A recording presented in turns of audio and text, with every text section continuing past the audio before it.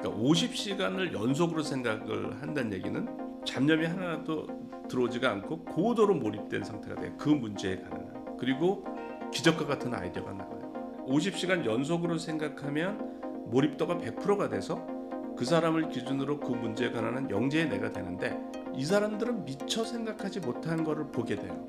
결국 이 문제 풀어도 내가 푼다. 그러니까 내가 가장 앞서 있다. 인류 중에서 내가 이 문제에 가장 가까이 있다라는 걸 아는 거죠. 뭔가 새로운 아이디어를 얻지 못하는 경우도 거의 없어요. 그러니까 이 50시간 연속으로 생각하는 걸 잘 못해요. 그러니까 요거만 훈련하면 되는 거예요.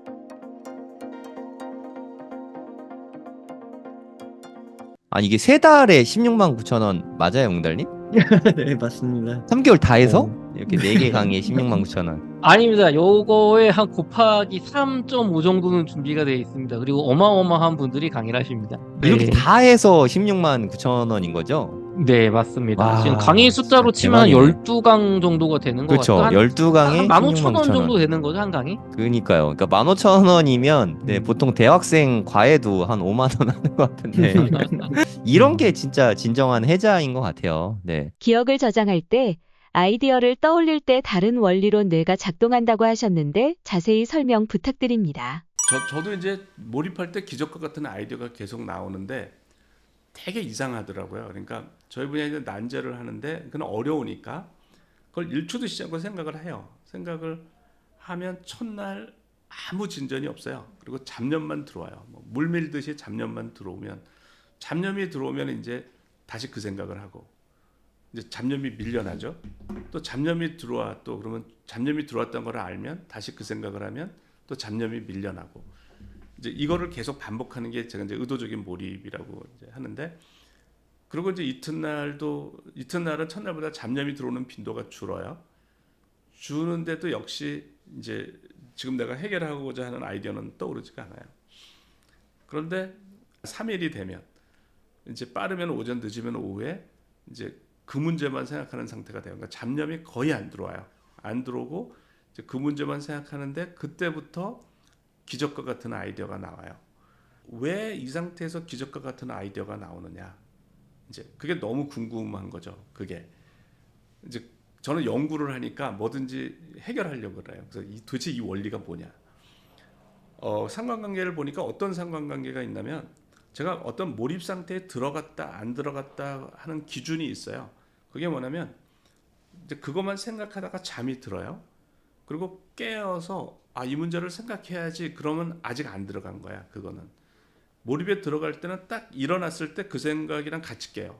그 생각을 먼저 생각하고 있었어, 내가 아까부터. 이러면 이제 내가 이제 몰입 상태에 됐구나. 그때 그렇게 됐을 때 기적과 같은 아이디어는 계속 나오는 거예요. 그러니까 그런 상관관계가 있는 거예요. 그래서 막 제가 그거를 추적을 하다가 이제 원리를 알게 된 거예요. 이 아이디어가 생기는 원리를 알게 된 거예요.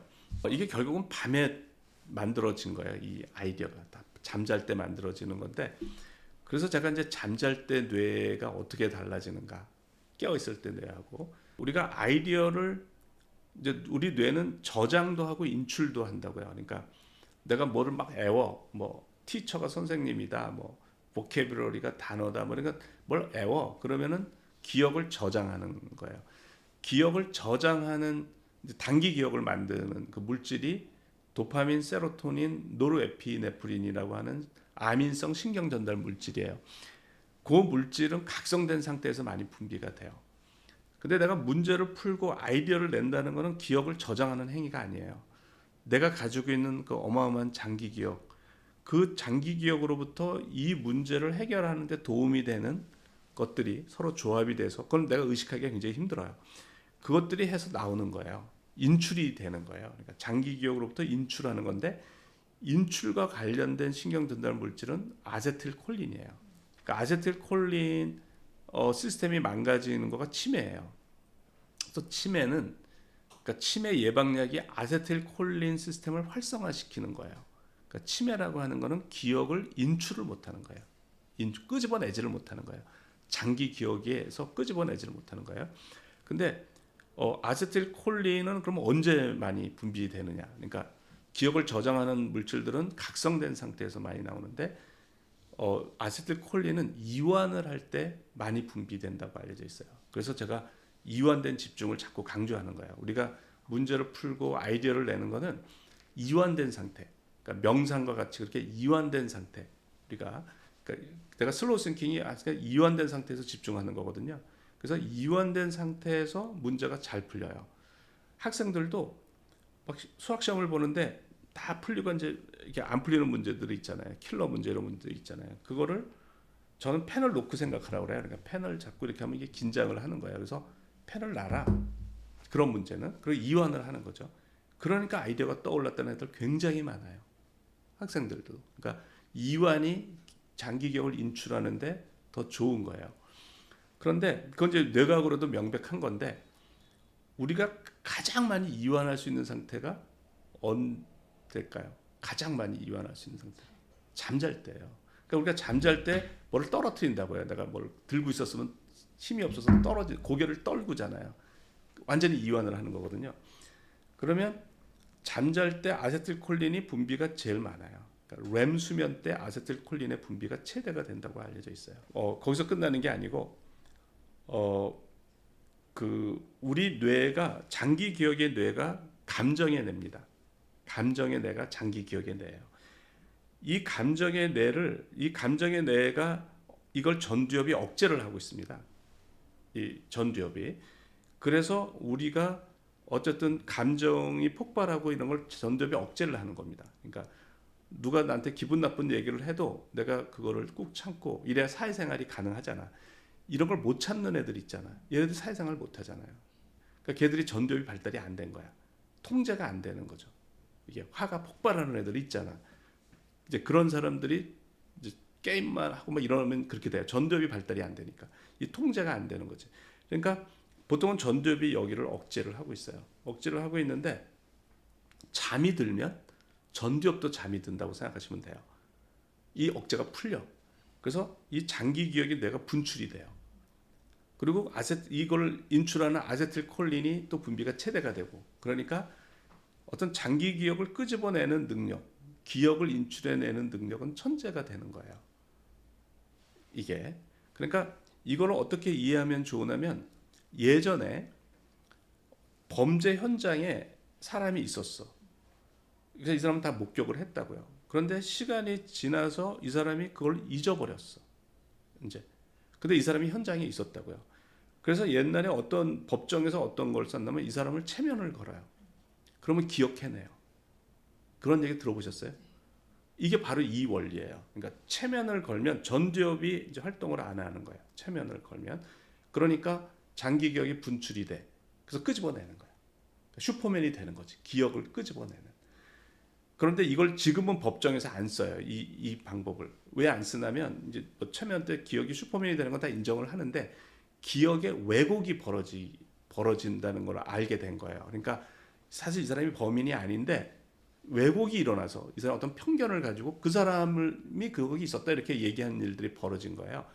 그러니까 그 기억에 왜곡이 가끔 일어나니까 법정 증인으로 채택을 지금은 안 해요. 그렇지만 분명한 거는 체면을 걸면 까마득하게 잊어버렸던 걸 끄집어낸다는 건 잘 알려져 있잖아요.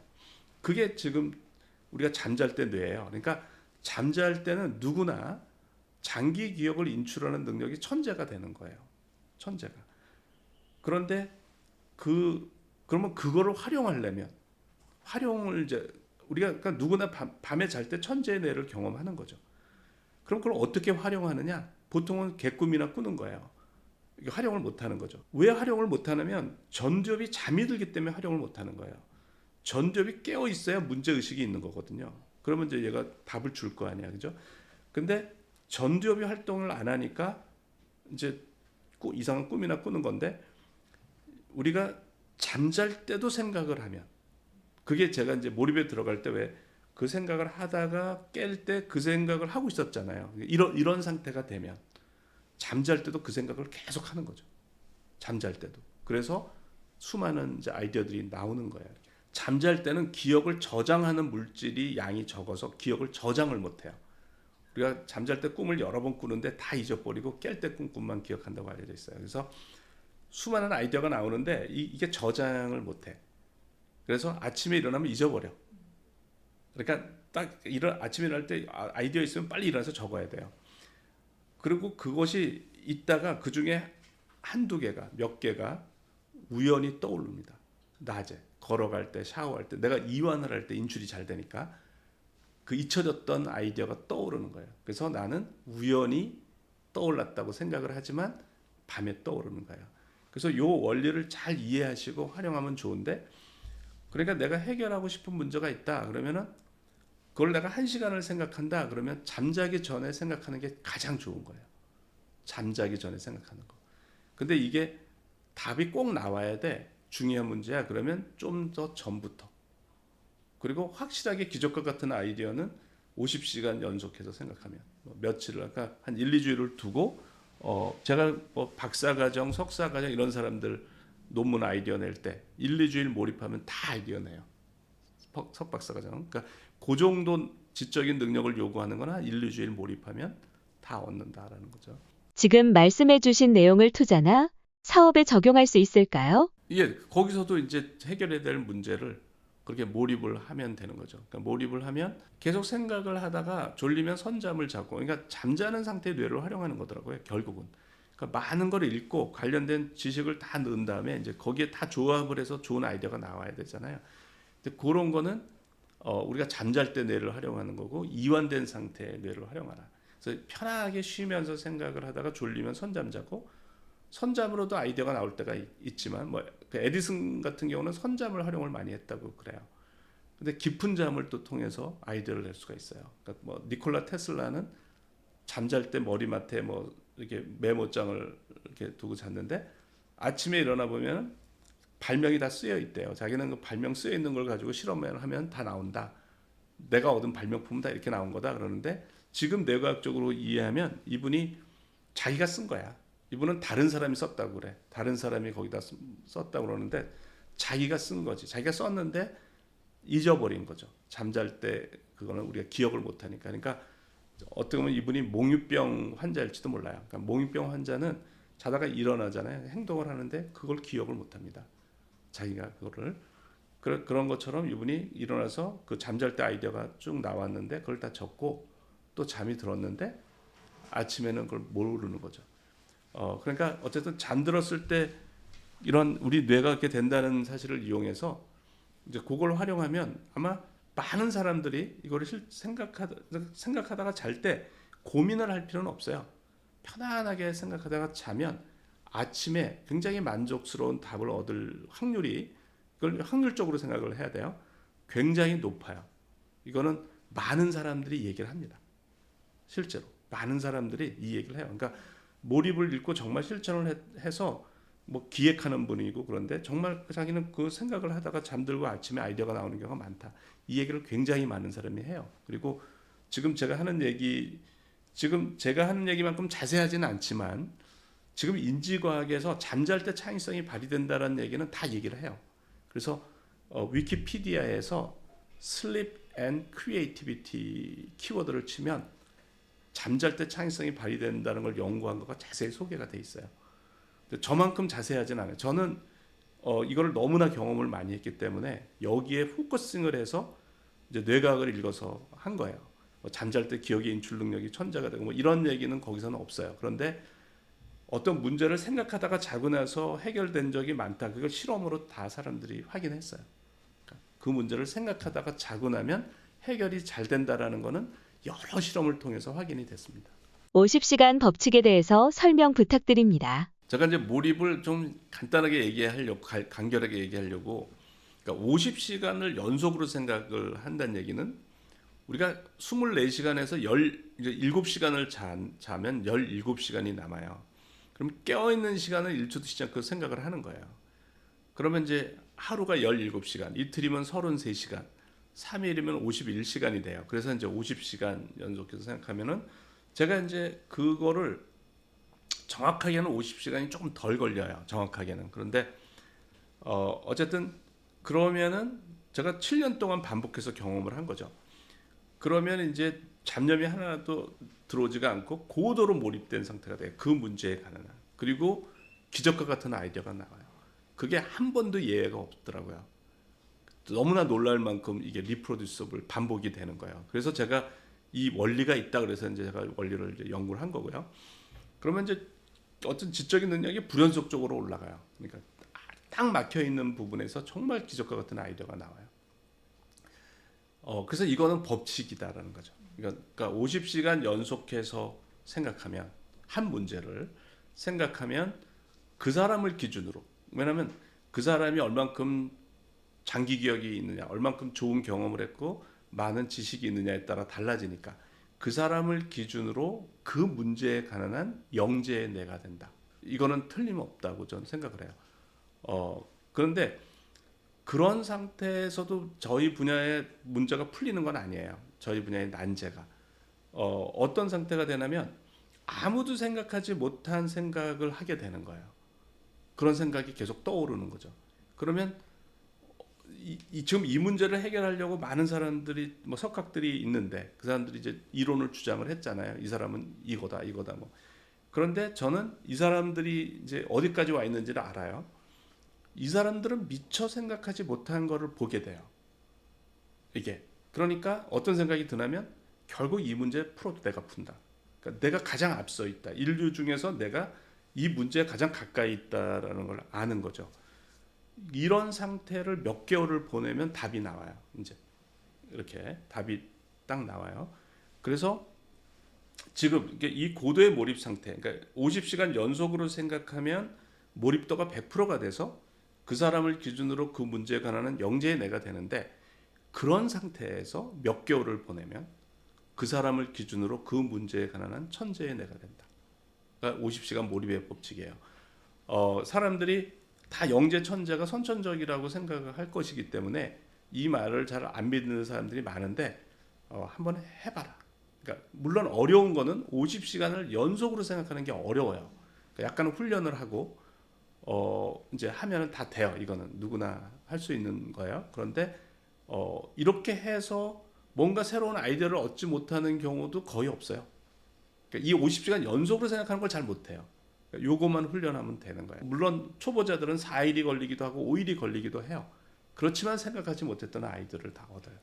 일반적인 직장인이라면 현실적으로 어려울 것 같은데 어떻게 하면 좋을까요? 그래서 그걸 이제 약한 몰입이라고 그래요. 그러니까 이렇게 연속적으로 몇 날 며칠 생각하는 걸 강한 몰입이라고 그러고 약한 몰입은 출퇴근 시간에 한다거나 이렇게 내가 시간이 날 때마다 하는 거가 약한 몰입이에요. 그러니까 이 약한 몰입의 훈련을 해야 강한 몰입을 할 수가 있어요. 근데 위력은 약한 몰입으로 6개월, 1년 만에 해결하는 문제를 강한 몰입으로는 일주일, 2주일이면 해결을 해요. 그래서 먼저 이 약한 몰입의 효과를 보고 이 약한 몰입으로만 해도 굉장히들 놀래요. 그러니까 출퇴근 시간, 저녁 때 그 시간만 해도 많은 아이디어가 나와요. 지금 몰입 코칭을 받는 분 중에 주부인데 이제 아이를 교육한 3학년 된 아이를 교육하면서 대학원을 심리학 상당 심리 대학원을 다니는 분이에요. 이분이 그 대학원 들어갈 때도 이제 코칭을 받아서 한 분인데 그 대학원 굉장히 바쁘잖아요. 주부면서 대학원 공부가 또 어쨌든 이분한테는 어려운 공부인데 근데 거기 다 몰입을 적용해요. 발표 그러면 그 발표도 거기에도 몰입을 하고 또 그 숙제 그러면 또 거기에 몰입을 해가지고 아주 잘하고 있어요. 잘하고 있고 또 아이도 몰입 방식으로 또 교육을 잘하고 있어요. 없으실 것 같지만 혹시 슬럼프를 경험한 적이 있으신가요? 제가 몰입을 모를 때는 슬럼프를 경험한 적이 있어요. 몰입을 모를 때는 뭐 우울하고 뭐 그러니까 지금 보면 거의 우울증 같았는데 그러면서 몰입을 경험하고 나서부터는 이제 그런 건 없어졌어요. 그러니까 왜냐하면 이제 목표가 없을 때는 그렇게 되니까 무기력해지니까 이제 명확한 목표를 가지고 이제 명확한 목표를 찾고 목표를 찾은다면은 이제 또 그 목표에 매진하기 때문에 명확하게 하루하루가 내가 할 일이 있고 명확하게 있으면은 제가 볼 때는 뭐 무기력하지는 않을 것 같아요. 슬럼프나 이런 건 없을 것 같아요. 여러 가지 일을 하시는 것 같은데 체력에 비밀이 있으실까요? 저는 이제 잠을 좀 일찍 자려고 하는 편이에요. 그래서 보통은 뭐 별일 없으면 11시 전에는 잡니다. 잠을 줄이는 거는 안 좋다고 생각을 해서 잠은 이제 잘 자려고 하고요. 그리고 걷는 거, 이렇게 운동도 이렇게 걷는 것도 가능하면 충분히 하려고 해요. 보통 많이 걸을 때는 1시간 이렇게 점심 먹고 1시간, 어떨 때는 뭐 저녁 먹고 걷기도 하고 아무리 바빠도 한 30분은 이제 걸으려고 하고요. 그 항상 이완된 상태를 유지해요. 제가 일 자체를 아주 이완된 상태에서 일을 합니다. 제가 하는 거가 이제 뭘 준비하는 거라든가 뭐 이렇게 이런 것들이 많은데 그런 걸 다 이완된 상태, 이제 몰입의자라고 그러는데 거기에 편하게 앉아서 그렇게 해요. 그러니까 노트북을 이게 여기에다가 허벅지에다 올려놓고 할 때도 많고 제 의자 자체가 이렇게 탁자도 낮게 돼 있고 이렇게 돼 있어요. 그래서 거기서 그냥 쉬는 듯이 합니다. 그러니까 이완된 상태에서 인출이 잘 되기 때문에 그러니까 많은 사람들이 사실은 인출이 필요하지 저장이 필요하지 않거든요. 일이라고 하는 거는. 그래서 저는 제 방식으로 하면 누구나 지치지 않고, 그러니까 그러니까 질리질 않아요. 지치지 않으니까. 그러다가 졸리면 선잠을 자고 이렇게. 그래서 이완된 상태에서 하니까 그러니까 뭐 정신적으로도 좋은 것 같고, 뭐 이렇게 육체적으로도 좋은 것 같고. 그러니까 이완된 집중이 너무너무 좋은데, 제가 이제 제 교수할 때, 그러니까 제 사무실에서 이제 이렇게 이완된 상태에서 이렇게 하거든요. 뭐 수업 준비도 하고 논문도 쓰고 논문도 읽고 하거든요. 그러면 동료 교수들이 이제 점심 식사 같이 하자고 이렇게 문을 열어요. 그러니까 그리고 제가 이제 하는 이 모습을 보고 그게 쉬는 거지 일하는 거냐 그래요. 근데 저는 쉬는 거보다 더 좋아요. 그게. 그래서 그거를 왜 쉬는 거보다 더 좋은데 그거를 뭐라고 표현을 해야 될지 모르겠더라고요. 그래서 이렇게 생각하면 좋은 것 같아요. 그러니까 직장에서 이제 바쁘게 일을 하고 집에 퇴근을 했어요. 그래서 편하게 쉴 수가 있죠. 편하게 아주 안락한 소파에 앉아서 쉬는 방법이 하나 있고, 또 한 가지 방법은 그렇게 쉬면서 자기가 좋아하는 드라마에 몰입할 수도 있죠. 그러면 어느 게 더 좋으냐? 자기가 그렇게 쉬면서 드라마에 몰입하는 게 더 좋을 거 아니에요. 그러니까 저가 그런 상태인 거예요. 그러니까 이렇게 쉬면서 내가 하는 일에 현재 몰입해 있는 거예요. 이 상태가 기분이 더 좋아요. 그냥 쉬는 것보다. 뭔가에 몰입해 있는 거. 그래서 근데 그런 방식으로 하면 지치질 않는다는 거예요. 그리고 원리적으로 인출이 잘 되기 때문에 아이디어도 잘 나오고 집중도 잘 되고. 그러니까 쉰다는 개념이 없어요. 그냥 그렇게 하는 거가 그냥 그 자체가 쉬는 거니까. 교수님께서 바라보는 10년 뒤 한국, 세계는 어떤 모습일까요? 저는 지금과 같은 그 IT 테크놀로지가 발전을 하고 있잖아요. 지금 우리가 그 휴대폰으로 뭐든지 찾을 수가 있고 또 이제 인공지능, 뭐 챗GPT와 같은 인공지능이 나오잖아요. 이거는 앞으로 훨씬 더 발전할 거예요. 내가 어떤 지식을 알고 있다, 뭐 이런 거는 다 AI가 다 해요. 그러니까 뭐를 필요로 하냐면 사고력이 필요로 해요. 사고력. 그러니까 그래서 저는 교육이 바뀌어야 된다. 그때 지금도 물론 마찬가지지만 근데 이게 교육이 못 따라가죠. 지금 이렇게 테크놀로지가 바뀌는데 교육이 못 따라가는데 저는 이제 우리가 지금 모든 지식은 지금 AI는 지금보다 훨씬 발전한다고 보시면 돼요. 이제 시작이라고 보시면 돼요. 지금 지식은 전부 다 학습이 돼요. 인류가 알고 있는 지식은 다 학습을 할 수가 있어요. 그 지식을 가지고 뭘 이렇게 하는 거는 경쟁력이 없어요. AI가 더 잘해. AI가 지금 저도 이 PPT 만들 때 그 어떤 애니메이션 같은 게 필요해요. 그림이. 그러면 AI한테 그려줘 그러면 다 그려져요. 뭐 어떤 사람이 생각하는 모습을 그려줘 그러면 잘 그려준단 말이죠. 앞으로 이제 그런 것들을 그러니까 그것만 돼도 뭐 이렇게 뭔가 이제 뭐 그리는 사람들도 벌써 직업이 없어지겠더라고요. 뭐 AI가 바로 몇 초 만에 해주니까 인류가 그러니까 미지의 영역이 있어요. 인류가 모르는 그거는 AI로 학습이 안 되죠. 그러면 인류가 알고 있는 영역과 인류가 모르는 미지의 영역 사이에는 경계가 있어요. 그 경계가 지식의 최전선이에요. 그러면 창의성이라고 하는 거는 그 지식의 최전선에서 한 발 더 나가는 능력이에요. 이게 창의성이에요. 근데 이거는 미지의 영역은 AI로 학습이 안 되니까 이제 그 능력을 가진 사람들의 그 가치는 계속 올라가는 거예요. 그러니까 옛날부터 지금까지 어떻게 되고 있냐면 그 능력 차이가 계속 나고 있어요. 그래서 일론 머스크처럼 뭐 300조의 재산을 가진 사람도 있고 이제 그런 직업도 못 구하는 사람도 있고 뭐 이렇게 차이가 나는 이게 옛날에는 그러지 않았는데 이제는 계속 머리를 발달시키고 뭐 이렇게 가는 사람이 있고 그렇지 않으면 이게 차이가 많이 나는 거죠. 그러니까 물론 그러기 때문에 물론 계속 그런 부를 배분하는 그런 이제 노력들을 또 하죠. 그렇지만 어쨌든 개인 차이는 굉장히 난다. 굉장히 그러니까 이 타고 이렇게 올라가는 사람이 있고 이런 휴대폰 이런 거에 집중을 못 하고 이제 계속 그러는 사람이 있을 거고 이게 앞으로. 그래서 차이가 이제 점점 많이 나는데 우리가 그거는 틀림없다는 거죠. 우리가 10년 후에 뭐를 예측하지는 못하더라도 구체적으로 틀림없는 거는 이런 미지의 영역을 갈 수 있는 능력, 창의성, 그 사람들의 가치는 엄청나게 올라갈 거다. 지금보다 더 올라갈 거다라는 거죠. 점점 그 능력이 필요로 할 거다라는 거예요. 그래서 그 능력을 많이 교육을 배출하는 사람들은 이제 선진국이 될 거고 그 나라의 국민소득이 올라갈 거고 그렇지 않으면 이제 그 침체될 거라는 거죠. 지금 유럽이 그걸 못 따라가 가지고 지금 유럽이 엄청나게 뒤져 있어요. 그러니까 옛날에 미국하고 GDP가 거의 같았는데 지금은 65%래요. 그러니까 유럽이 못 사는 거죠. 그러니까 그게 IT 쪽을 못 따라간 거예요. IT 분야도 중요하고 이제 미지의 영역을 이렇게 한 발 더 나가는 그 창의성인데 그때 그 미지의 영역에서 한 발 더 나갈 때 몰입이 되게 강력해요. 그러니까 그 미지의 영역을 나갈 때 몰입밖에 없는 것 같아요. 제 방법론은. 그래서 이제 그 몰입 능력은 앞으로 점점 중요해진다. 그러니까 몰입 능력을 가진 사람하고 그렇지 않은 사람은 굉장히 차이가 날 거다라는 거죠.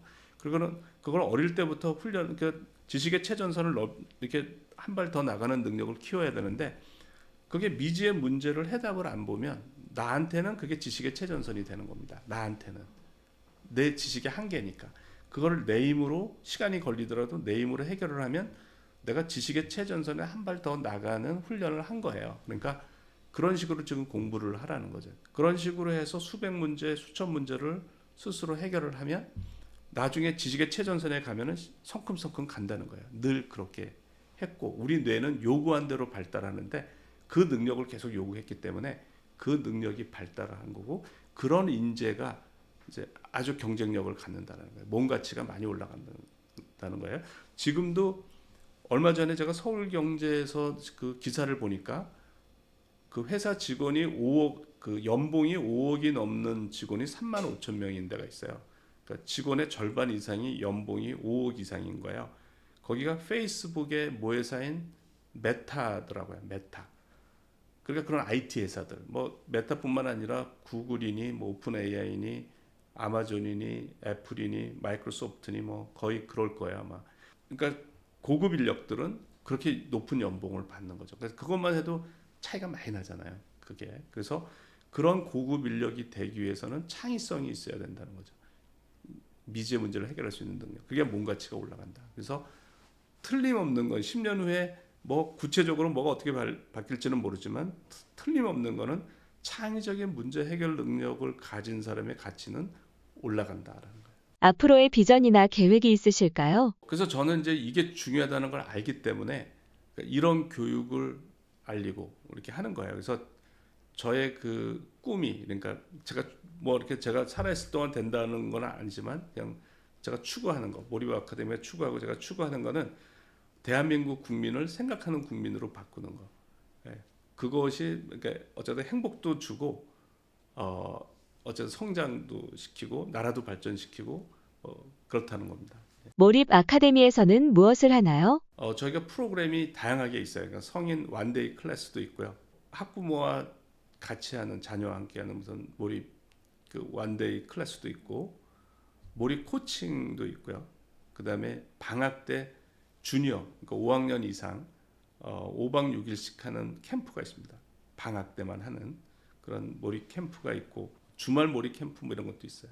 몰입 확장판이 출간됐다고 들었는데 어떤 부분이 달라졌나요? 몰입 첫 번째 책은 주로 제 몰입 경험에 대해서 이제 소개를 한 거예요.